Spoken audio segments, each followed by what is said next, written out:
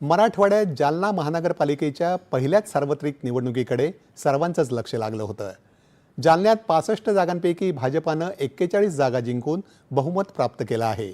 शिवसेना 12 तर काँग्रेसला 9 जागा मिळाल्या आहेत। लातूरमध्ये 70 जागांपैकी काँग्रेसनं 43 जागांवर एकहाती सत्ता मिळवली आहे, तर भाजपाला 22 जागांवर विजय मिळाला आहे। वंचित बहुजन आघाडीनं 4 ठिकाणी विजय मिळवला आहे। छत्रपती संभाजीनगरमध्ये भाजपानं सर्वाधिक 58 जागांवर आघाडी घेतली आहे। त्यापाठोपाठ MIM 33 तर शिवसेना 12 आणि शिवसेना उबाठा 6 जागांवर आघाडीवर आहे। परभणीमध्ये सर्व 65 जागांचे निकाल हाती आले असून शिवसेना उबाठा पक्षाला 25 जागांवर विजय मिळवला आहे।